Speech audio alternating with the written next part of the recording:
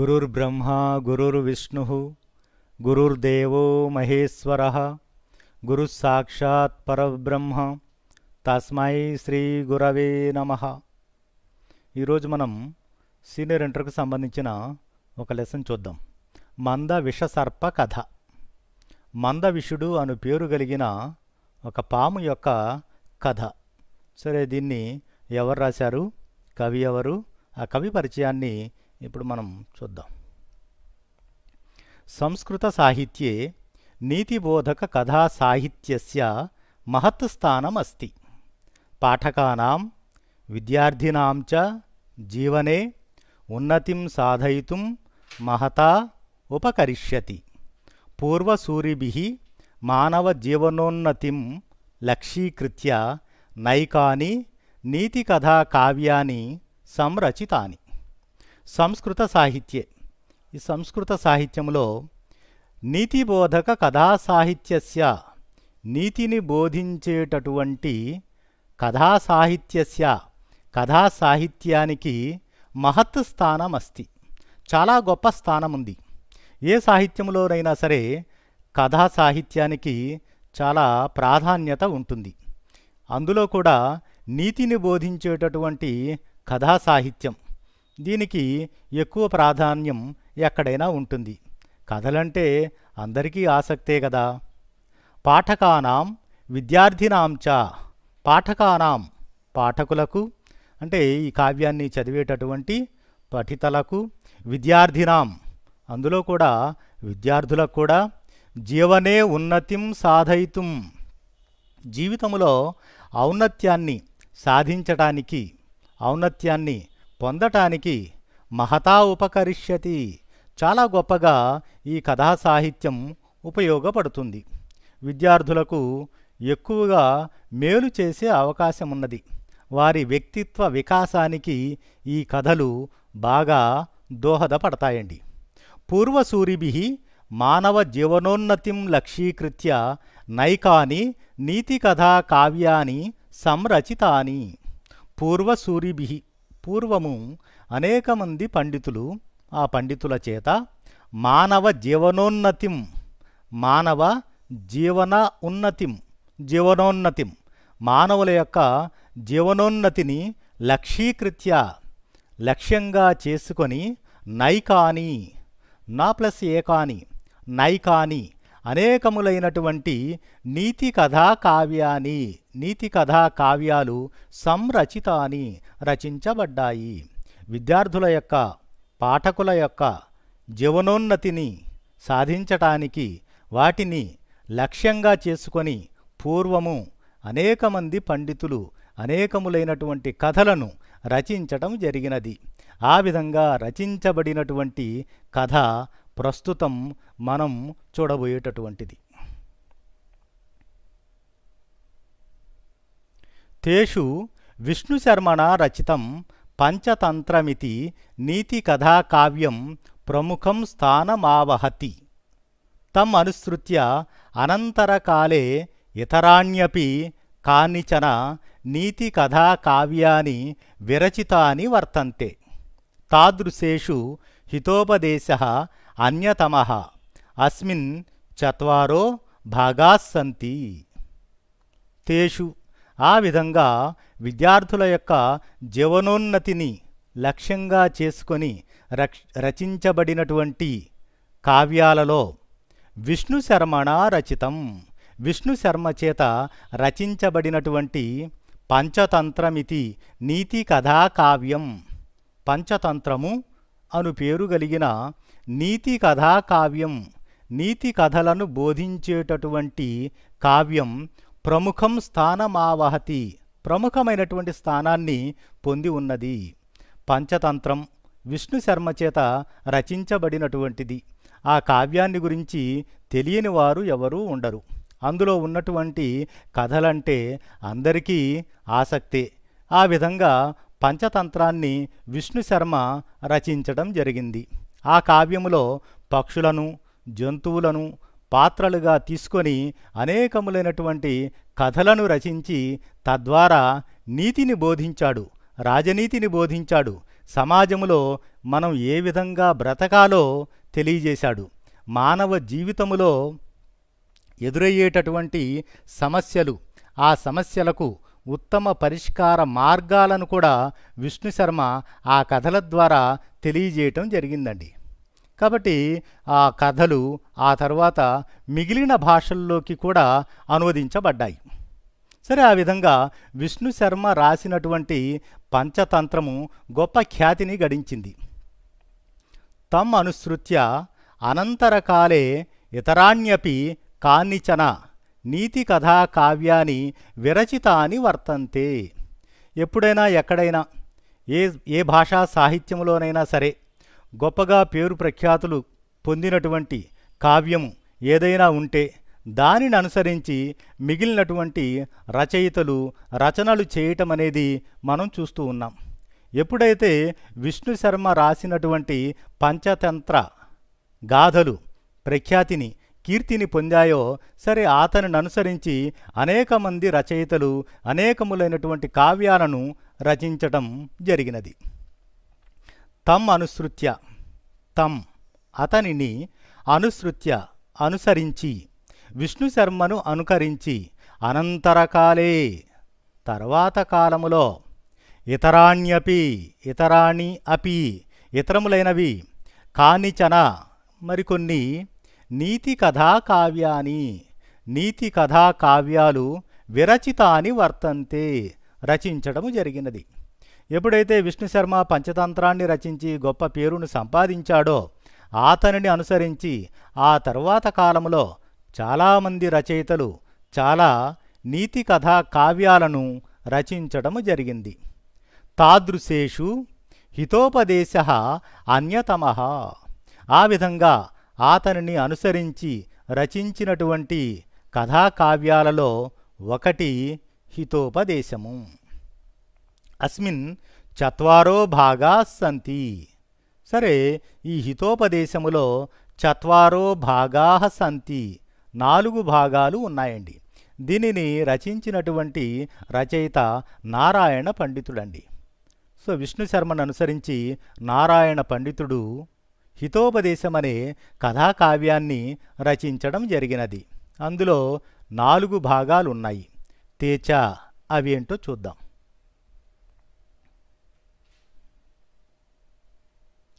మిత్రలాభః, మిత్రభేదః, విగ్రహః, సంధిః ఇతి. ఏతేషు చతుర్షు భాగేషు బాలానాం నీతిః ఉపదిశ్యతే. అస్య రచయిత నారాయణ పండితః పూర్వోక్తేషు భాగేషు సంధిభాగాత్ స్వీకృత మంద విషసర్ప కథ ఏవ ప్రకృత పాఠ్యభాగః. అదండి, నారాయణ పండితుడు వ్రాసినటువంటి హితోపదేశములో 4 భాగాలున్నాయి. మొదటిది మిత్రలాభః, రెండవది మిత్రభేదః, 3 విగ్రహః, 4 సంధిః. 4 భాగాలున్నాయి.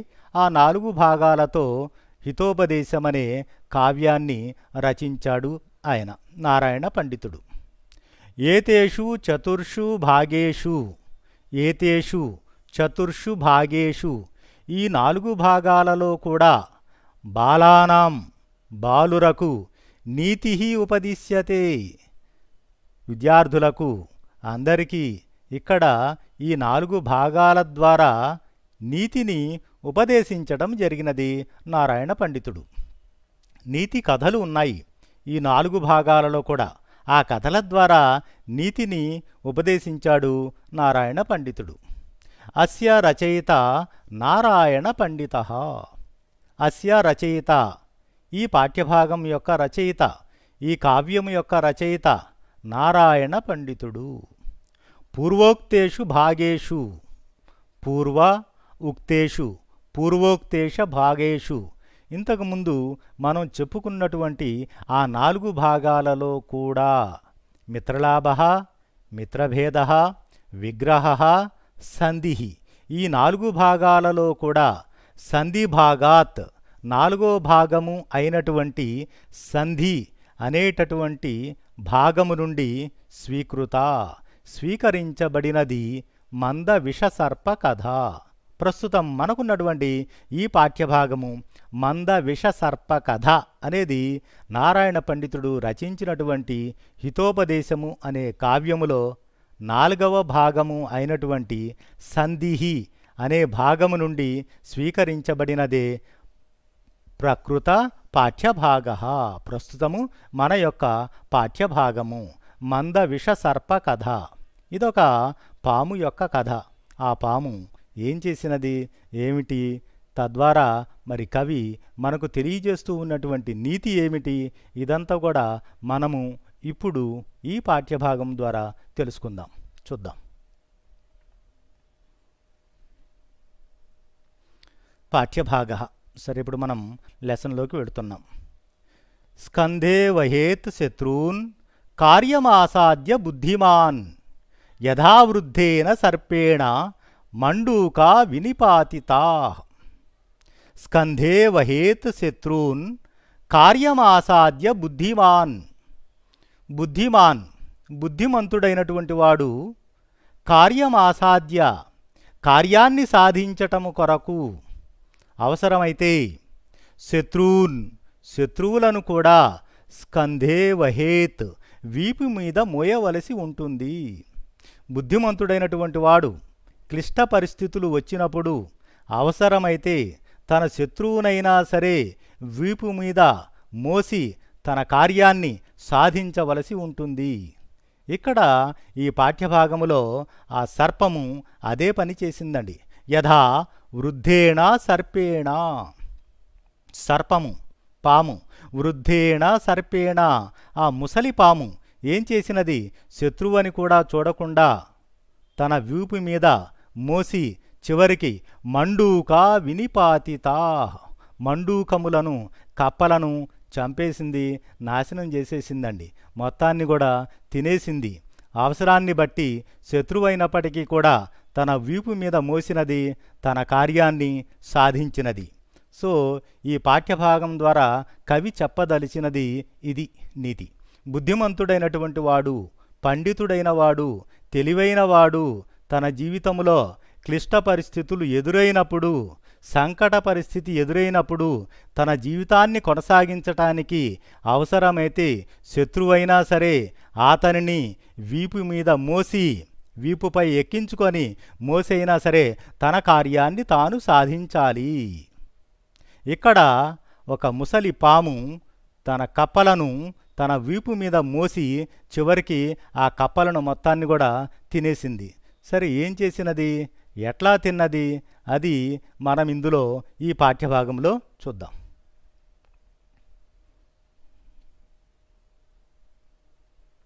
అస్తి జీర్ణోద్యానే మందవిషో నామ సర్పః. సో అతిజీర్ణతయా స్వ ఆహారమపి అన్వేష్టుమక్షమః సరస్తీరే పతిత్వా స్థితః. తతో దూరాదేవ కేనచిత్ మండూకేన దృష్టః పృష్టశ్చ కిమితి భవాన్ ఆహారం నాన్విష్యతి. సర్పో అవదత్ గచ్చ భద్ర కిం తే మమ మందభాగ్యస్య వృత్తాంత ప్రశ్నేన. సరే, ఇప్పుడు మనం కథలోకి వెళుతున్నాం. అస్తి జీర్ణోద్యానే మందవిషో నామ సర్పః. జీర్ణోద్యానే, జీర్ణ ఉద్యానే ఉద్యానవనము, అదొక తోట. జీర్ణోద్యానే శిథిలమైనటువంటి ఎండిపోయినటువంటి వనమది, తోట. ఆ తోటలో మందవిషో నామ మందవిషుడు అను పేరు కలిగిన సర్పః ఒక పాము అస్తి ఉన్నది. అనగనగా ఒక ఉద్యానవనం, ఎండిపోయినటువంటిది, శిథిలమైనటువంటిది. ఆ వనములో ఒక పామున్నది. ఆ పాము పేరు మందవిషః. మందవిషుడు అను పేరు కలిగినటువంటి పాము ఆ వనములో నివసిస్తూ ఉన్నది. సో అతిజీర్ణతయా స్వ ఆహారమపి అన్వేష్టుం అక్షమః. ఆ పాము యొక్క పరిస్థితి ఎలా ఉన్నదో ఇందులో చెబుతూ ఉన్నాడు. సహ అది ఆ మందవిషుడు అను పేరు కలిగిన ఆ పాము అతి జీర్ణతయా మిక్కిలి వృద్ధాప్యములో ఉన్నదండి. బాగా ముసలిదైపోయినది, క్షీణదశకు వచ్చేసింది ఆ పాము. కాబట్టి స్వాహారమపి, స్వ ప్లస్ ఆహారం, స్వాహారం సవన దీర్ఘసంధి, తన యొక్క ఆహారం అపి ఆహారాన్ని కూడా అన్వేష్టుం అక్షమః, అన్వేష్టుం అన్వేషించటానికి వెదకటానికి, అక్షమః క్షమః అంటే సమర్థుడు, అక్షమః సమర్థుడు కాలేకపోయినది. అంటే మిక్కిలి వృద్ధాప్యములో ఉండటం చేత, మిక్కిలి ముసలితనములో ఉండటం చేత ఆ పాము తన ఆహారాన్ని తాను వెదకటానికి కదలటానికి కూడా సరైనటువంటి స్థితిలో లేకపోయినది, కదల్లేని స్థితిలో ఉన్నది, అక్కడ పడిపోయి ఉన్నది, కదల్లేదు. మరి ఆహారం కోసం కూడా వెళ్ళలేనటువంటి స్థితిలో ఉన్నది, మిక్కిలి వృద్ధాప్యములో ఉన్నది ఆ పాము. మరి కదిలేదెట్లా? కదిలే పరిస్థితే లేదు. తినేదెట్లా? బ్రతికేదెట్లా? చూద్దాం. సరస్తీరే పతిత్వా స్థితః. ఆ వనంలోనే ఓ సరస్సు ఉన్నది. సరస్తీరే, సరహ ప్లస్ తీరే, సరస్తీరే ఆ సరస్సు యొక్క తీరములో, ఆ సరస్సు ఒడ్డున పతిత్వా స్థితః, పతిత్వా పడిపోయి, స్థితః ఉన్నది. ఆ చెరువు ఒడ్డున పడిపోయి ఉన్నదండి, కదల్లేని స్థితిలో ఉన్నది మందవిషుడు అను పేరు కలిగినటువంటి పాము. ఇక్కడ నారాయణ పండితుడు కూడా తానేదైతే చెప్పదలుచుకున్నాడో ఆ విషయాన్ని ఆ పక్షుల ద్వారా, జంతువుల ద్వారా మనకు తెలియజేస్తూ ఉన్నాడండి. సరే, ఇక్కడ ఈ కావ్యంలో కూడా పాత్రలన్నీ కూడా మనకు పక్షులో జంతువులో కనబడుతూ ఉంటాయి. ఇక్కడ ఈ కథలో ఒక పాముని తీసుకున్నాడు. అది ముసలి పాము, పడిపోయి ఉన్నది, వృద్ధాప్యము చేత కదల్లేని స్థితిలో ఉన్నది. తతో దూరాదేవ కేనచిత్ మండూకేన దృష్టః పృష్టశ్చ. సరే, పాము ఇక్కడ పడిపోయి ఉన్నది, కదల్లేని స్థితిలో ఉన్నది.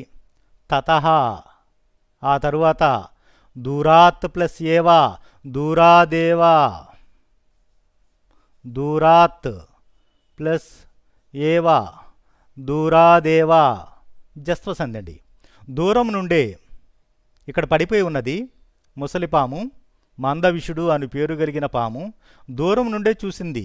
కేనచిత్ మండూకేనా, మండూకం ఒక కప్ప, కేనచిత్ మండూకేనా ఒకనొక కప్ప, దృష్టః చూసినది. ఇక్కడ పాము పడిపోయి ఉంది, కదలటం లేదు, ఆహారం కోసం కూడా ముందుకు వెళ్ళటం లేదు, కదలలేని స్థితిలో ఉన్నది. అటువంటి దశలో ఉన్నటువంటి ఆ పామును ఒకానొక కప్ప దృష్టః చూసింది. పృష్టశ్చ అడిగింది. మన సమాజంలో చూస్తూ ఉంటాం, ఎవరైనా పడిపోయి ఉన్నారనుకోండి, కదల్లేని స్థితిలో ఉన్నారనుకోండి, ఆహార సంపాదనకు కూడా వెళ్ళటం లేదనుకోండి, ఆ సమాజంలో ఉన్నటువంటి తెలిసినటువంటి వారు ఎవరో ఒకరు దగ్గరికి వెళతారు. ఏమిటి, కదలటం లేదు, వెళ్ళటం లేదు, బ్రతికేదెట్లా విచారిస్తూ ఉంటారు, క్షేమ సమాచారాలు అడిగి తెలుసుకుంటూ ఉంటారు.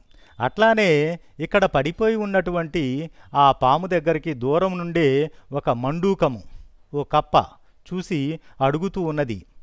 కిమితి భవాన్ ఆహారం నాన్విష్యతి, కిం ఇతి భవాన్, భవాన్ నీవు ఆహారం ఆహారాన్ని నా అన్విష్యతి, కిం అన్విష్యతి అన్వేషించటం వెదకటం, నా అన్విష్యతి కిం ఏమిటిది, ఆహారం కోసం కూడా నీవు కదలటం లేదు, ఎక్కడికి వెళ్ళటం లేదేమిటి అని ఒక మండూకము ఒక కప్ప అడిగింది. ఎవరిని అడిగినది?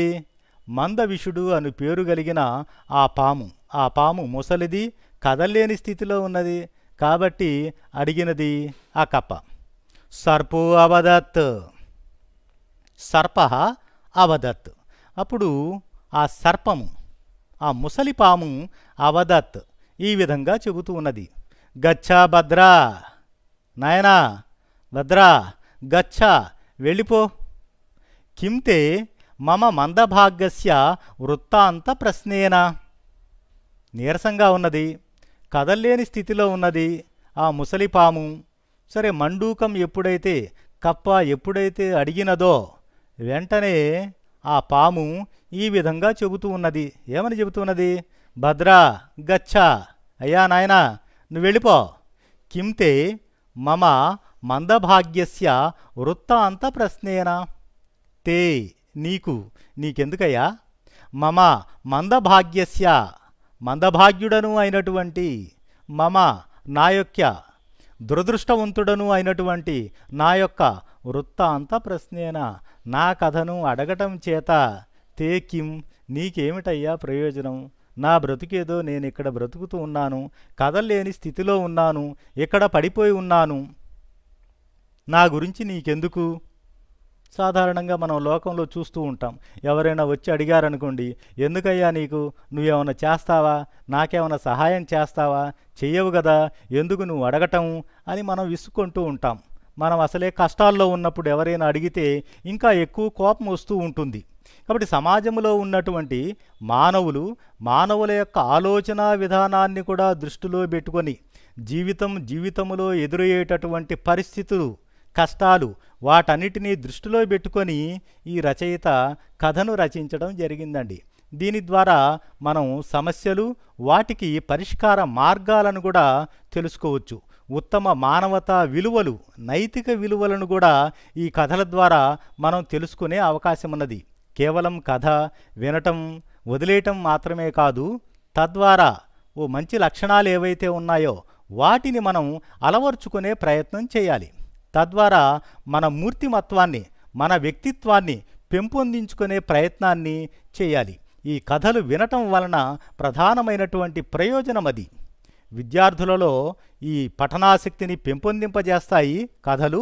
అంత మాత్రమే కాదు, వాళ్ళ జీవితంలో ఉన్నత స్థాయిని చేరుకోవటానికి ఇవి బాగా దోహదపడతాయండి. సరే, ఇప్పుడు పాము చెప్పినది, నాయనా వెళ్ళు, ఎందుకు నీకు? దురదృష్టవంతుడను అయినటువంటి నా జీవితాన్ని గురించి, నా కథ గురించి, నా వృత్తాంతాన్ని గురించి నీవు అడగటం వలన నీకొచ్చే లాభమేమున్నది? వదిలేవయ్యా, వెళ్ళవయ్యా అన్నది.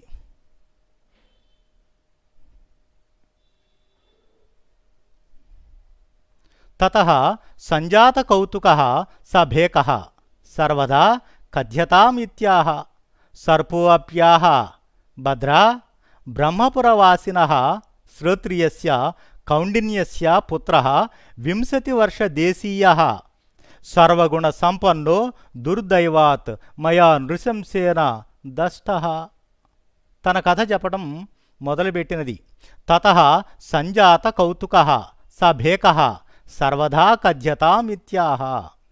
ఎప్పుడైతే అడిగినదో ఆ తర్వాత, తతః ఆ తరువాత, సంజాత కౌతుకః వెళ్ళిపోవయ్యా, నా గురించి నీకెందుకు అని ఎప్పుడైతే పాము చెప్పినదో, సంజాత కౌతుకః కుతూహలము కలిగినది.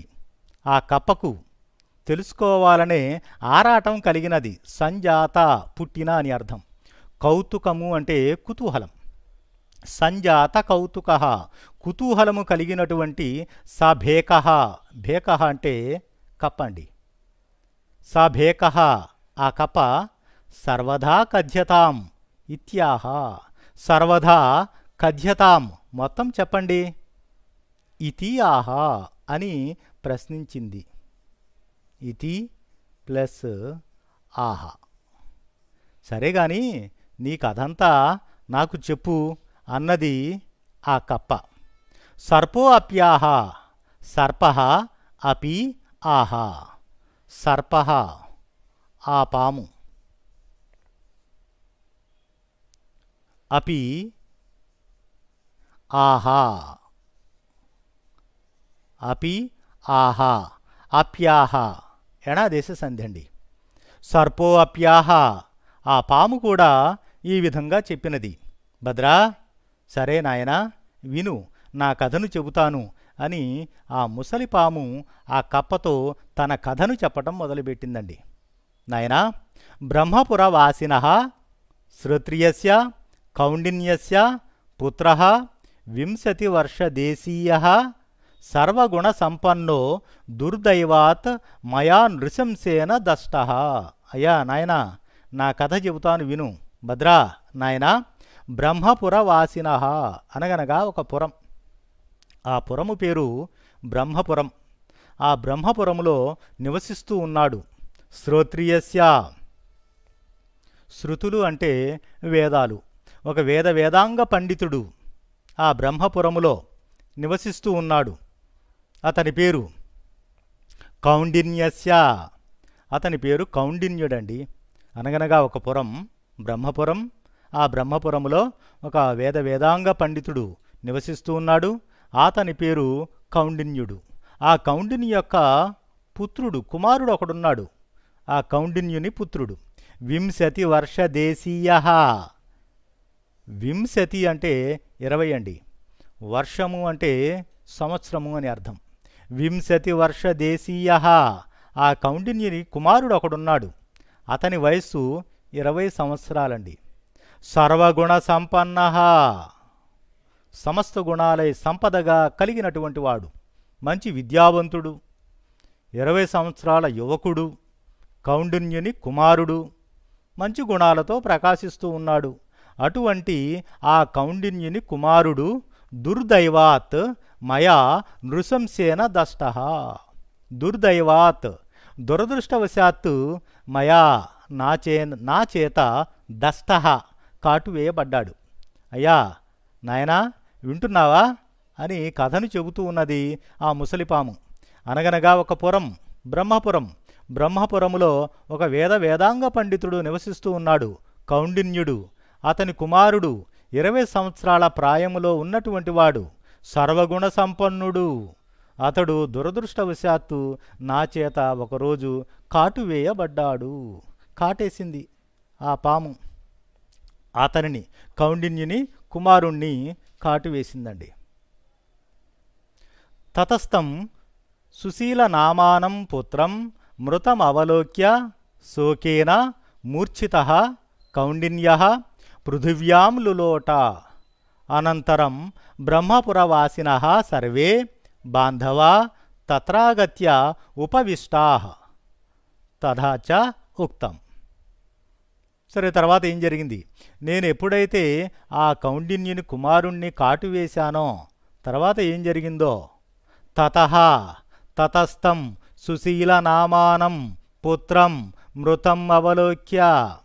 ఎప్పుడైతే పాము కాటు వేసినదో తతః, ఆ తర్వాత తం సుశీలనామానం పుత్రం, ఆ కుమారుని పేరేమిటి? సుశీలుడండి. సుశీలః, సుశీలుడు అను పేరు కలిగిన ఆ కుమారుణ్ణి ఎప్పుడైతే పాము కాటు వేసినదో మృతం అవలోక్య, మృతం, ఆ కుమారుడు చనిపోయాడు. కౌండిన్యుని కుమారుడు, అతని పేరు సుశీలః, సుశీలుడు చనిపోయాడు. మృతం అవలోక్య, అతడు ఎప్పుడైతే మరణించాడో శోకేన మూర్ఛితః, ఆ బాధతో శోకముతో మూర్ఛితః, మూర్ఛిల్లాడండి. కౌండిన్యః, తండ్రి కౌండిన్యుడు ఒక్కసారిగా మూర్ఛిల్లాడు, మూర్ఛను పొందాడు. పృథివ్యాం లులోట, పృథివీ అంటే భూమి, నేల మీద పడిపోయాడు.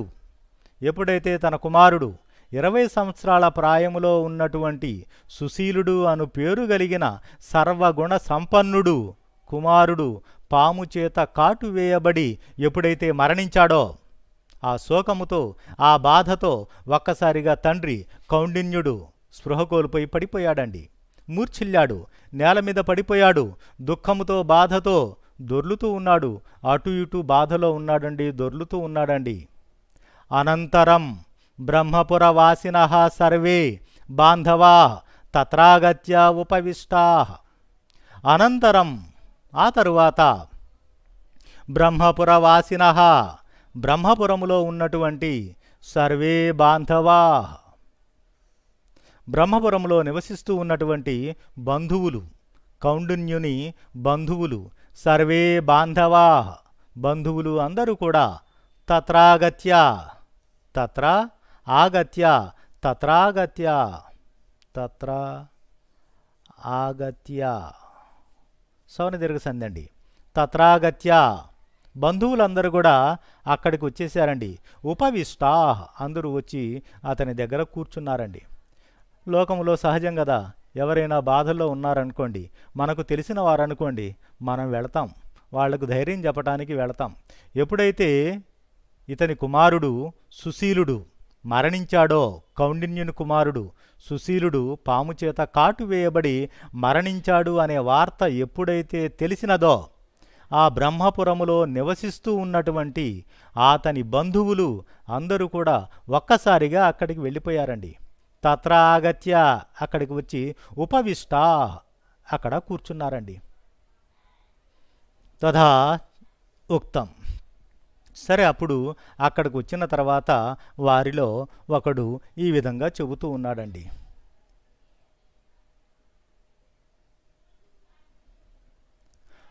ఉత్సవే వ్యసనే యుద్ధే దుర్భిక్షే రాష్ట్ర విప్లవే రాజద్వారే శ్మశానే చ యత్తిష్టతి స బాంధవః. అందరూ కూడా అక్కడికి వచ్చేశారు. బంధువులందరూ కూడా వచ్చేశారు. బంధువులంటే ఎవరు? బంధువుల గురించి అందుకనే మన పెద్దవాళ్ళు ఈ విధంగా చెప్పారండి. ఉత్సవే వ్యసనే యుద్ధే దుర్భిక్షే రాష్ట్ర విప్లవే రాజద్వారే శ్మశానే చ యత్తిష్టతి స బాంధవః. ఉత్సవే, మనం ఏదైనా ఫంక్షన్ తీసుకుంటున్నాం, సంతోషంగా ఉండాం, అందరినీ పిలిచాం, అందరికీ విందు భోజనాలు ఏర్పాటు చేశాం. మనం సంతోషంగా ఉన్నప్పుడు ఎవడైతే మన దగ్గరికి వస్తాడో వాడు మన బంధువే. వ్యసనే. తర్వాత మనం కష్టాల్లో ఉన్నప్పుడు మన దగ్గరికి ఎవరైతే వస్తారో, ఎవరైతే మనల్ని పలకరిస్తారో, విచారిస్తారో వాడే మన బంధువు. యుద్ధే, యుద్ధం వచ్చినది, యుద్ధకాలం సమీపించినది, కష్టాలు వచ్చినాయి, అప్పుడు కూడా మనకు తోడుగా ఎవడైతే ఉంటాడో వాడే బంధువు. దుర్భిక్షే, దుర్భిక్షము వచ్చినప్పుడు, కరువు వచ్చిందండి, ఎవరి దగ్గర ఏమీ లేదు, తినటానికి తిండి లేదు, అటువంటి సమయంలో మన కష్ట నష్టాలను గురించి ఎవడైతే ఆలోచించాడో, విచారించాడో వాడే బంధువు అవుతాడు. రాష్ట్ర విప్లవే, దేశంలో పెద్ద విప్లవం వచ్చినది, పెద్ద కష్టం వచ్చినది, అటువంటి సమయంలో కూడా మన గురించి ఎవడైతే ఆలోచిస్తాడో, మనకు తోడుగా ఎవడైతే ఉంటాడో వాడే బంధువు అయినటువంటి వాడు. రాజద్వారే, మనకేదో సమస్య వచ్చినది, రాజుగారు మమ్మల్ని పిలిపించాడు, రాజుగారి దగ్గరికి మనం వెళుతూ ఉన్నాం, అటువంటి సమయంలో కూడా మనకు తోడుగా ఎవడైతే వస్తాడో, రాజుగారి దగ్గరికి కూడా ఎవడైతే వస్తాడో వాడే మనకు నిజమైనటువంటి బంధువు అవుతాడు. శ్మశానేచ, శ్మశానములో కూడా మన వాళ్ళెవరో మరణించారు, మన ఆత్మీయులు మరణించారు, వారిని తీసుకొని మనం శ్మశానానికి వెళుతున్నాం, అటువంటి సమయంలో కూడా మనకు తోడుగా ఎవడైతే ఉంటాడో వాడే నిజమైనటువంటి బంధువు. యత్తిష్టతి, యహ తిష్టతి, యహ తిష్టతి, వాడే మనకు నిజమైనటువంటి బంధువు. సహా బాంధవః, బంధువు అంటే వాడండి. మనం సుఖంగా ఉన్నప్పుడు, కష్టాల్లో ఉన్నప్పుడు, యుద్ధాలు వచ్చినప్పుడు, కరువు కాటకాలు సంభవించినప్పుడు, దేశంలో ఏదైనా విప్లవం వచ్చినప్పుడు, రాజుగారి దగ్గరకు వెళ్ళేటప్పుడు, శ్మశానానికి వెళ్ళేటప్పుడు కూడా మనల్ని వదలకుండా ఎవడైతే మనకు తోడుగా మనతో పాటు వస్తాడో వాడే నిజమైనటువంటి బాంధవః, బంధువు. కాబట్టి చాలామంది బంధువులు ఉంటారు మనకు. మనకేదైనా కష్టం వచ్చిందనుకోండి, వాళ్ళు వెళ్ళిపోతారు, మన దగ్గరకు రారు. మన దగ్గర సంపద ఉన్నప్పుడు ఎల్లప్పుడూ మన చుట్టూ తిరుగుతూ ఉంటారు, మనకేదైనా కష్టం వచ్చినప్పుడు దూరంగా తొలగిపోతూ ఉంటారు. అటువంటి వారు నిజమైనటువంటి బంధువులు కారు. ఇటువంటి జీవిత సత్యాలు ఏవైతే ఉన్నాయో అవన్నీ కూడా ఈ కథల ద్వారా తెలియజేస్తూ ఉన్నారు ఈ పండితుడు, నారాయణ పండితుడు. కాబట్టి నిజమైనటువంటి బంధువు ఎవరయ్యా అంటే, కష్టాలు వచ్చినప్పుడు, సంతోషంగా ఉన్నప్పుడు, యుద్ధం వచ్చినప్పుడు, కరువు కాటకాలు వచ్చినప్పుడు, రాజు దగ్గరికి వెళ్ళేటప్పుడు, శ్మశానానికి వెళ్ళేటప్పుడు కూడా మనలను విడిచిపెట్టక ఎవడైతే మనతో పాటుగా ఉంటాడో వాడే నిజమైనటువంటి బంధువు. ఇక్కడ కష్టం వచ్చినది కౌండిన్యునికి. బ్రహ్మపురంలో నివసిస్తూ ఉన్నటువంటి వేదాంగ పండితుడు అయినటువంటి కౌండిన్యునికి కష్టం వచ్చినది. కుమారుడు మరణించాడు. 20 ఏళ్ల ప్రాయములో ఉన్నటువంటి కుమారుడు ఒక్కసారిగా పాము కాటు వేయటం చేత మరణించాడు. స్పృహ కోల్పోయి పడిపోయాడు కౌండిన్యుడు. కాబట్టి నిజమైనటువంటి బంధువులు ఎవరైతే ఉన్నారో వాళ్ళందరూ కూడా ఒక్కసారిగా అక్కడికి వచ్చేశారు, కౌండిన్యు వద్దకు వచ్చేశారండి. ఆ వచ్చిన వారిలో కూడా మరి వాళ్ళు ఏం చేస్తూ ఉన్నారో చూద్దాం. తత్ర కపిలో నామ స్నాతకో అవదత్. అరే కౌండిన్య మూఢోసి ఏనైవం విలపసి. వచ్చిన వారిలో కపిలో నామ స్నాతక, కపిలుడు అను పేరు కలిగినటువంటి ఒక విద్యావంతుడు ఉన్నాడు. అతడు కౌండిన్యునితో అవదత్ ఈ విధంగా చెబుతూ ఉన్నాడండి. సరే, వచ్చిన వారు ధైర్యాన్ని చెప్పాలి కదా, బాధలో ఉన్నాడు కదా, కుమారుడు మరణించి బాధపడుతూ ఉన్నాడు, మూర్ఛిల్లి ఉన్నాడు కౌండిన్యుడు. కపిలుడు అను పేరు కలిగిన పండితుడు చెబుతూ ఉన్నాడు, అరే కౌండిన్య, ఒరే కౌండిన్య, మూఢోసి, నువ్వు మూర్ఖుని వలె ఉన్నావు. మూఢః, మూఢః అసి, మూఢోసి, నీవేమన్నా మూర్ఖుడవా? ఏనైవం విలపసి, ఏనా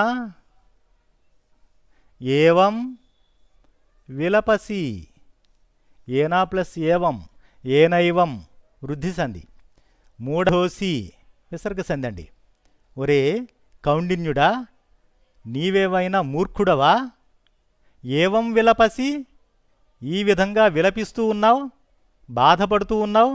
కుమారుడు మరణించాడు, నీవేమిటి మూర్ఖంగా ఈ విధంగా విలపిస్తూ ఉన్నావేమిటి, బాధపడుతూ ఉన్నావేమిటి అని వచ్చిన వారిలో కపిలుడు అను పేరు కలిగినటువంటి ఒక విద్యావంతుడు అతనితో చెబుతున్నాడండి. ఇంకా ఏం చెప్పాడో చూద్దాం. శృణు, జాగ్రత్తగా విను. జాతస్య హి ధ్రువో మృత్యుః, ధ్రువం జన్మ మృతస్య చ, అద్యావాబ్ధ శతాంతే వా మృత్యుర్వై ప్రాణినాం ధ్రువః. కౌండిన్య, జాగ్రత్తగా విను. జాతస్య హి ధ్రువో మృత్యుః, ధ్రువం జన్మ మృతస్య చ, అద్యవాబ్ధ శతాంతే వా మృత్యుర్వై ప్రాణినాం ధ్రువః. కౌండిన్య, జాతస్య హి ధ్రువో మృత్యుః, నీ కుమారుడు మరణించాడని నీవు ఈ విధంగా విలపిస్తూ ఉన్నావు గదా. మిత్రమా కౌండిన్య, జాతస్య హి, హి నిశ్చయంగా, జాతస్య పుట్టినవానికి, మృత్యుః మరణము, ధ్రువః తప్పదు. ఈ లోకములో ఎవడైనా సరే పుట్టిన తర్వాత మరణించక తప్పదు. చ మృతస్య మరణించిన వానికి, జన్మ మరలా పుట్టుక, ధ్రువం తప్పదు, నిశ్చయము. ఈ లోకములో ఎవరైనా సరే పుట్టిన తర్వాత మరణించక తప్పదు, మరణించిన వానికి మరలా పుట్టుక కూడా తప్పదు. అద్యవాబ్ధ శతాంతేవా, అద్య ఈరోజే మరణించవచ్చు, లేదా వా అబ్ధ శతాంతే, అబ్ధము అంటే సంవత్సరం, శతాంతే, శత అంటే 100, శత ప్లస్ అంతే, శతాంతే, శత అంటే 100, అబ్ధము అంటే సంవత్సరం. 100 సంవత్సరాల తర్వాత కానీ, అద్య ఇప్పుడే ఈరోజే కానీ, మృత్యు మరణము సంభవించవచ్చు, ఈరోజే మరణించవచ్చు, లేదా ఒక 100 సంవత్సరాల తర్వాతైనా మరణించవచ్చు. కానీ ఎప్పటికైనా సరే మరణము అనేది తథ్యము. మృత్యు వై ప్రాణినాం ధ్రువః, ప్రాణినాం ఈ లోకంలో ఉన్నటువంటి జీవులందరికీ కూడా, ప్రాణులందరికీ కూడా మృత్యు మరణము అనేది ధ్రువః తథ్యము గదా. ఎవరైనా సరే మరణించవలసినదే, నీ కుమారుడే కాదు, ఎవడైనా సరే పుట్టిన వానికి ఈ లోకములో మరణము తప్పదు. మరణించినటువంటి వాడు మళ్ళీ పుట్టక తప్పదు. ఈరోజు మరణించవచ్చు, లేదా ఆ తర్వాత ఒక 100 సంవత్సరాల తర్వాత అయినా సరే మరణించవచ్చు. ఎవడైనా సరే మరణించక తప్పదు కదా. ఈ లోకంలో జీవి ఎవడైనా సరే ప్రాణి ఏ ప్రాణి అయినా సరే ఈ లోకములో మరణించక తప్పదు. నీ కుమారుడు పుట్టాడు, కాలం వచ్చినది, మరణించాడు గదా అని నీవు ఈ విధంగా బాధపడటం ఎంత మాత్రము సరైనటువంటిది కాదు గదా అంటున్నాడు. కాబట్టి లోకములో ప్రతి వ్యక్తికి కూడా కష్టాలు వస్తూనే ఉంటాయి. పుట్టినవాడు మరణించక తప్పదు, మరణించినవాడు మళ్ళీ పునర్జన్మను పొందక తప్పదు. వాళ్ళు చేసుకున్నటువంటి పాప పుణ్య కర్మల ఫలితాన్ని అనుసరించి జన్మ అంటూ ఉంటుందండి. ఆ కర్మ ఫలితాన్ని ఎవడైనా సరే అనుభవించవలసినదే. ఈ పిల్లవాడు చేసినటువంటి కర్మల ఫలితాన్ని అనుసరించి అతడు మరణించాడు. కాబట్టి మరణించాడు కదా అని మనం కూడా అతనితో పాటే బాధపడుతూ కూర్చుంటామా? బాధపడుతూ కూర్చున్నాం. మరణించినవాడు మళ్ళీ తిరిగి వస్తాడా? రాడు కదా. కాబట్టి ఆ విధంగా బాధపడటం ఎంతమాత్రము సరైనటువంటిది కాదు. కాబట్టి లోకములో జరిగేటటువంటి పరిస్థితులు ఏవైతే ఉన్నాయో ఆ పరిస్థితులకు పరిష్కార మార్గాలు, సమస్యలకు సంబంధించినటువంటి పరిష్కార మార్గాలను, సమస్యలను మనం ఏ విధంగా ఎదుర్కోవాలో వాటన్నిటికీ ఉపాయాలను కూడా ఈ కథల ద్వారా పండితులు మనకు తెలియజేస్తూ ఉన్నారండి. కుమారుడు మరణించాడు, బాధలో ఉన్నాడు, కానీ బాధపడటం అనేది సరైనటువంటిది కాదు గదా అని ఆ కపిలుడు, ఆ పండితుడు కౌండిన్యునితో చెబుతూ ఉన్నాడండి. పుట్టినవాడు మరణించక తప్పదు, మరణించినవాడు మళ్ళీ పుట్టక తప్పదు. అది ఈరోజు మరణించవచ్చు, లేదా 100 సంవత్సరాల తర్వాత అయినా సరే మరణించవచ్చు. కానీ మరణం అనేది ప్రాణినాం ధ్రువః మృత్యుః, ప్రాణులకు మరణము అనేది తథ్యము కదా. కాబట్టి మనమైనా సరే తప్పదు, ఏదో ఒకరోజు మరణించవలసినదే, తప్పదు. కానీ ఈలోపు బ్రతికి ఉన్నప్పుడే మనం చేయాలనుకున్న మంచి పనులు ఏవైతే ఉన్నాయో వాటిని చేయాలి. మంచి చేయాలి అనుకున్నాం, దానిని వాయిదా వేయకూడదు. ఎందుకంటే రేపు అనేది అది మనం గుర్తుపెట్టుకోవాలి. రేపు చేద్దాం అనుకోకూడదు. ఏదైనా సరే మంచి చేయాలి అనుకుంటే ఈరోజే చేయాలి. ఎందుకంటే ఈరోజే మనది, ఈ క్షణమే మనది. తర్వాత ఏం జరుగుతుందో మనం చెప్పలేం, ఏదైనా సంభవించవచ్చు. కాబట్టి పుట్టినవాడు, ప్రతి జీవి, ప్రతి ప్రాణి కూడా, ప్రతివాడు మరణించక తప్పదు. అది మనం గుర్తుపెట్టుకొని ప్రవర్తించాలి. మనకు ఈరోజే శాశ్వతం కాదు, మనం శాశ్వతం కాదు. ఈరోజే మనం ఏదైనా చేయాలి అనుకుంటే రేపు మనం ఉంటామో ఉండమో అనుకుంటే మన ఆలోచన విధానం కూడా మారిపోతుంది. మిత్రులారా, రేపు ఉంటామో లేదో అనుకున్నామనుకోండి, జీవితంలో చేయవలసినటువంటి కార్యక్రమాదులు ఏవైతే ఉన్నాయో వాటన్నిటినీ మనం ఇవాళే ముగించాలి అనుకుంటాం. కాబట్టి జీవితము బుద్బుద ప్రాయము, నీటి బుడగ వంటిది. వర్షం జోరున కురుస్తూ ఉన్నది, అప్పుడు ఆ నీళ్ల మీద కొన్ని నీటి బుడగలను మనం చూస్తూ ఉంటాం. ఆ నీటి బుడగ ఎంతకాలం ఉంటుందో మనకు తెలియదు, అది ఎంతసేపు ఉంటుందో తెలియదు. ఇంకో చినుకు ఆ నీటి బుడగ పైన పడిందనుకోండి, ఆ నీటి బుడగ ఏమైపోతుంది? మరుక్షణము కనపడదు. కాబట్టి మానవ జీవితము కూడా నీటి బుడగ లాంటిది, శాశ్వతము కాదు. అపరంచ మిత్రమా, కౌండిన్య, సరే ఇంకొకరు కూడా ఈ విధంగా చెప్పారు కదా. ఆసన్న తరతామేతి మృత్యుర్జంతోర్దినే దినే ఆఘాతం వధ్యస్యేవ పదే పదే. మిత్రమా, కౌండిన్య, మృత్యువు, మరణం అనేది రోజురోజు ఎదురవుతూనే ఉంటుంది.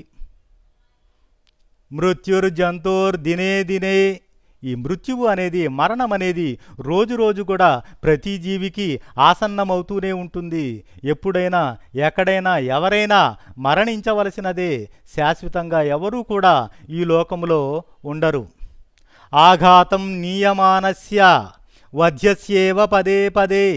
వధ్యశిల వద్దకు తీసుకొని వెళుతూ ఉన్నారు ఒక వ్యక్తిని. అతనికి మరణశిక్ష పడిందండి.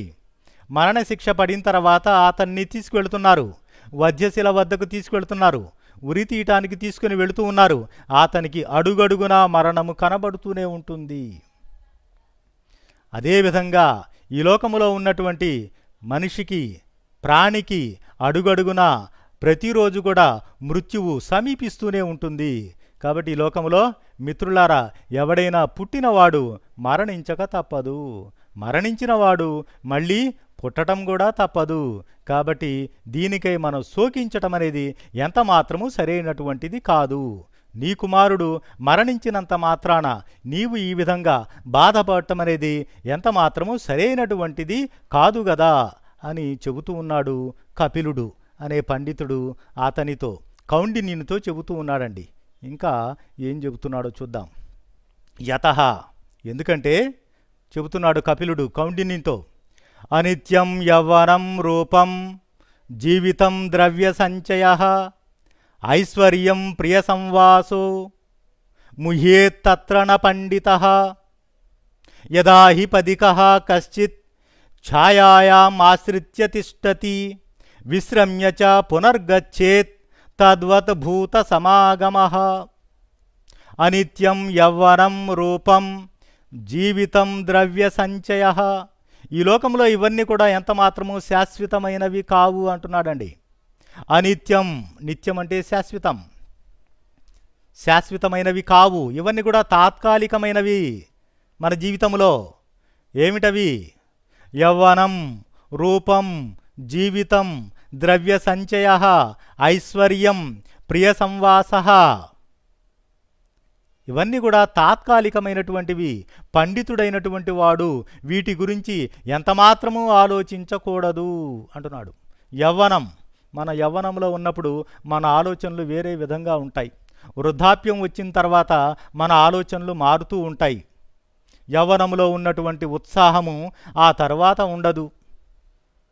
కానీ యవ్వనము శాశ్వతమైనటువంటిదా? కాదు. యవ్వనము తాత్కాలికమైనటువంటిది, శాశ్వతం కాదు. రూపం, అందచందాలు. అందంగా ఉన్నప్పుడు మనం బాగా గర్వాన్ని పొందుతాం, సంతోషాన్ని పొందుతాం. కానీ ఆ అందము ఎల్లకాలము ఉంటుందా? ఉండదు కదా. కొంతకాలం మాత్రమే ఉంటుంది. రూపము కూడా, ఎందుకంటే అది తాత్కాలికమైనటువంటిది. జీవితం, జీవితం కూడా ఎవరికి శాశ్వతం కాదు, తాత్కాలికమైనటువంటిదే. ఈరోజు ఉన్నాం, రేపు ఉంటామో లేదో మనకు తెలియదు. ద్రవ్య సంచయ, ధన సంపాదన. ఈరోజు డబ్బు బాగా సంపాదిస్తూ ఉన్నాం. ఎల్లకాలము డబ్బును మనం సంపాదించగలమా? లేదు. కొంతకాలము మాత్రమే డబ్బును మనం సంపాదించగలం. ఐశ్వర్యం, సంపద ఉన్నది మన దగ్గర. ఈరోజు మన దగ్గర సంపద ఉన్నది. ఎల్లకాలము మన దగ్గర సంపద ఉంటుందా? ఉండదు. ఎందుకంటే ఇవన్నీ కూడా శాశ్వతమైనవి కావు. ప్రియ సంవాస, ప్రియమైన వారితో, ఇష్టమైన వారితో మనం ఇవాళ కలిసి ఉన్నాం. కానీ ఎల్లకాలము మన ప్రియమైన వారితో, ఇష్టమైన వారితో కలిసే ఉంటామా? ఎల్లకాలము ఉంటామా? చెప్పలేము కదా ఎంతకాలం ఉంటామో. కాబట్టి ఎప్పుడైనా మనకు వారితో ఎడబాటు సంభవించవచ్చు. కాబట్టి పండిత, పండితుడైనటువంటి వాడు గురించి ఆలోచించకూడదు. యవ్వనం, రూపం, జీవితం, ద్రవ్య సంచయ, ఐశ్వర్యం, ప్రియ సంవాసో. కాబట్టి ఇవన్నీ కూడా తాత్కాలికమైనటువంటివి మిత్రమా, కౌండిన్య అని కపిలుడు అనేవాడు చెబుతూ ఉన్నాడు. కాబట్టి మనం కూడా గుర్తుపెట్టుకోవాలి, జీవితంలో ఇవి శాశ్వతమైనవి కావు. యవ్వనము, అందచందాలు, ఈ జీవితము, ధన సంపాదన, ఐశ్వర్యము, ఇష్టమైన వారితో కలిసి ఉండటము. ఈరోజు మాత్రమే మనం ఉండాం కలిసి, రేపు ఉంటామో లేదో తెలియదు. ఈరోజు సంపద ఉన్నది, రేపు ఉంటుందో లేదో తెలియదు. ఈరోజు మనం యవ్వనంలో ఉన్నాం, రేపు యవ్వనంలో ఉంటామా? వృద్ధాప్యము తప్పనిసరిగా వస్తుంది. ఈరోజు మనం అందంగా ఉన్నాం, రేపు అందంగా ఉంటామా? ఉండము కదా. ముడతలు వస్తాయి. వృద్ధాప్యములో మన అందము మొత్తము సడలిపోతుంది, తగ్గిపోతుంది. కాబట్టి వీటన్నిటినీ పండితుడైనటువంటి వాడు ముహ్యేత్, విడిచిపెట్టాలి. వీటి గురించి ఆలోచించకూడదు. ఎందుకని? ఇవన్నీ కూడా శాశ్వతమైనవి కావు. ఇవన్నీ కూడా తాత్కాలికమైనటువంటివి. ఈ విషయాన్ని చెప్పాడు అక్కడ ఉన్నటువంటి కపిలుడు అనేటటువంటి పండితుడు కౌండిన్యునితో చెబుతూ ఉన్నాడండి. అతన్ని ఓదారుస్తూ ఉన్నాడు. అతను బాధలో ఉన్నాడు. కుమారుడు మరణించాడు, స్పృహగోల్పోయి పడిపోయి ఉన్నాడు. బంధువులైన వారు అందరూ కూడా అక్కడికి వచ్చారు. వారిలో కపిలుడు అనేవాడు ఈ విధంగా అతనిని ఓదారుస్తూ ఉన్నాడు. ఇవన్నీ కూడా తాత్కాలికమైనటువంటివి. ప్రియమైన వారితో, ఇష్టమైన వారితో కలిసి జీవితాన్ని కొనసాగించటం కూడా తాత్కాలికమే. అది నువ్వు తెలుసుకోవాలి అని చెబుతూ ఉన్నాడు కపిలుడు. యథా హి పథికః కశ్చిచ్ఛాయామాశ్రిత్య తిష్టతి విశ్రమ్య చ పునర్గచ్చేత్ తద్వత్ భూత సమాగమః. దీనికో మంచి ఉదాహరణ చెబుతూ ఉన్నాడండి. పథికః, ఓ బాటసారి, ఎండాకాలం, ఎండ బాగా తీవ్రంగా ఉన్నది, వెళుతూ ఉన్నాడు. ఓ పెద్ద చెట్టు కనపడింది. ఆ చెట్టు నీడన కూర్చున్నాడు, విశ్రాంతి తీసుకున్నాడు. సరిగ్గా అదే సమయానికి అక్కడికి మరికొంతమంది బాటసారులు కూడా వచ్చారు. వాళ్లతో కలిసి కొద్దిసేపు కూర్చున్నాడు. ఆ తర్వాత ఈ బాటసారి వెళ్ళిపోయాడు. మిగిలిన వాళ్ళు కూడా తమ తమ గమ్యస్థానాలకు వెళ్ళిపోయారు. ఆ చెట్టు క్రింద వీరందరూ కూర్చున్నారు. కొద్దిసేపు మాత్రమే విశ్రాంతిని తీసుకున్నారు. మన జీవితం కూడా అంతే. మనం ఈ లోకానికి వచ్చాం, కొంతకాలం మాత్రమే ఇక్కడ గడుపుతాం. శాశ్వతంగా ఇక్కడే ఉంటామా? లేదు. కొంతకాలమే మన మిత్రులతో మనం కలిసి ఉంటాం, జీవితాన్ని కొనసాగిస్తాం. ఇది జీవన ప్రయాణం, కొంతకాలము మాత్రమే. యథా, ఏ విధముగా, పథికః, పథము అంటే మార్గము, పథికః అంటే మార్గాన్ని నడిచేటటువంటి వాడు, బాటసారి అని అర్థం. కశ్చిత్ ఛాయామాశ్రిత్య, ఛాయ అంటే నీడ, ఒక చెట్టు నీడను ఆశ్రయించి, తిష్టతి, కొద్దిసేపు కూర్చుంటాడు. ఆ తర్వాత విశ్రమ్య, అక్కడ కొంతసేపు విశ్రాంతిని తీసుకుంటాడు. తీసుకొని పునర్గచ్చేత్, పునః, ఆ తర్వాత అక్కడి నుండి గచ్చేత్, వెళ్ళిపోతాడు. మానవుడు కూడా అంతే. ఈ లోకానికి వచ్చాడు, ఇక్కడ కొంతమందితో కలిసి ఇక్కడ జీవితాన్ని కొనసాగించాడు. ఆ తర్వాత తిరిగి వెళ్ళిపోవలసిందే. చెట్టు నీడన కూర్చున్నటువంటి బాటసారి కొంతమంది బాటసారులతో కలిసి కొంతకాలాన్ని గడిపిన తర్వాత ఏ విధంగా తిరిగి తన గమ్యస్థానానికి వెళ్ళిపోతాడో అదేవిధంగా ఈ లోకానికి వచ్చినటువంటి ప్రతి జీవి కూడా కొంతమందితో కలిసి కొంతకాలాన్ని జీవనాన్ని కొనసాగించి ఆ తర్వాత తన గమ్యానికి వెళ్ళిపోవలసిందే. ఎక్కడి నుండి వచ్చామో మనం అక్కడికి వెళ్ళిపోవలసిందే. తద్వత్ భూత సమాగమః, అట్లాంటిదే ఈ లోకంలో ఉన్నటువంటి ప్రాణుల యొక్క కలయిక కూడా అట్లాంటిదే. కొంతకాలం మాత్రమే మనం ఇక్కడ కలిసి ఉంటాం, ఆ తర్వాత వెళ్ళిపోవలసినదే. నాయనా కౌండిన్య, నీ కుమారుడు కూడా అట్లానే నీతో పాటు ఇక్కడ కొంతకాలం మాత్రమే కలిసి ఉన్నాడు. అతనికి సమయం వచ్చింది, కర్మ ఫలితాన్ని అనుసరించి అతడు వెళ్ళిపోయాడు. కాబట్టి నీ కుమారుడు వెళ్ళిపోయాడు కదా అని నీవు దుఃఖించటం, బాధపడటం అనేది ఎంత మాత్రము సరైనటువంటిది కాదు అని అతనిని ఓదారుస్తూ ఉన్నాడండి. యథా హి పథికః కశ్చిత్ ఛాయామాశ్రిత్య తిష్టతి విశ్రమ్య చ పునర్గచ్చేత్ తద్వత్ భూత సమాగమః. బాటసారి ఏ విధంగా చెట్టు నీడన ఉండి కొంతసేపు విశ్రాంతిని తీసుకొని ఆ తర్వాత వెళ్ళిపోయాడో అదేవిధంగా ఈ లోకంలో ఉన్నటువంటి ప్రాణుల కలయిక కూడా అటువంటిదే. కాబట్టి ఎవరికి ఎప్పుడు సమయం వస్తే వాళ్ళు వెళ్ళిపోవలసినది. చెట్టు నీడన కూర్చున్న బాటసారుల యొక్క కలయిక లాంటిది మనం ఇక్కడ మిగిలినటువంటి వారితో కలిసి జీవనాన్ని కొనసాగించడం. కాబట్టి కౌండిన్య, ఈ విధంగా బాధపడటం ఎంత మాత్రమూ సరైనటువంటిది కాదు అని అతన్ని ఓదారుస్తూ ఉన్నాడు కపిలుడు. అన్యంచ పంచభిర్నిర్మితే దేహే పంచత్వం చ పునర్గతే స్వాం స్వాం యోని మనుప్రాప్తే తత్రకా పరిదేవన. ఇంకో మాట కూడా చెబుతూ ఉన్నాడు. అయ్యా, ఈ దేహం ఉన్నదే, పంచభిర్నిర్మితే దేహే, ఈ దేహము ఏ విధంగా ఏర్పడుతుంది? పంచభూతాలతో కూడినటువంటి ఏర్పడినటువంటి ఈ దేహము, ఈ శరీరము పంచత్వం చ పునర్గతే, ఆ పంచభూతాల్లోనే కలిసిపోతుంది. పంచభూతాలతో ఏర్పడినటువంటి శరీరం ఇది. కొంతకాలం మనం జీవనాన్ని కొనసాగించాం, మన జీవితాన్ని కొనసాగించాం, మన మిత్రులతో కలిసి బ్రతికాం. ఆ తర్వాత ఏమవుతుంది? ఈ జీవితం, ఈ శరీరం ఏమవుతుంది? పంచభూతాల్లో కలిసిపోతుంది. స్వాం స్వాం యోని మనం ప్రాప్తే, తిరిగి ఆ పంచభూతాల్లో కలిసిపోయినప్పుడు తత్రకా పరివేదన, పంచభూతాల నుండి వచ్చినటువంటి శరీరము పంచభూతాల్లో కలిసిపోయినప్పుడు మనం బాధపడటం అనేది ఎంత మాత్రము సరైనటువంటిది కాదు కదా. కాబట్టి ఈ శరీరము శాశ్వతమైనటువంటిది కాదు, జీవితము కూడా శాశ్వతమైనటువంటిది కాదు. కాబట్టి దీని గురించి బాధపడటం అనేది ఎంత మాత్రము సరైనటువంటిది కాదు. నాయనా కౌండిన్య, నీ కుమారుడు వెళ్ళిపోయాడు కదా అని నీవు బాధపడటం ఎంత మాత్రము సరైనటువంటిది కాదు అని ఓదారుస్తూ ఉన్నాడు కపిలుడు. మరి ఆ తర్వాత కౌండిన్యుడు ఏం చేశాడు? సరే, ఆ తర్వాత మరి పాము ఏమైంది? పాము ఏ విధంగా కప్పలను మోసినది? చివరికి కప్పలను మోయాల్సిన పరిస్థితి ఎందుకు వచ్చినది? ఏ విధంగా ఆ పాము తన జీవితాన్ని కొనసాగించినది? సరే, ఈ విషయాలన్నీ కూడా మనం తర్వాత క్లాస్లో నేర్చుకుందాం మిత్రులారా. Thank you.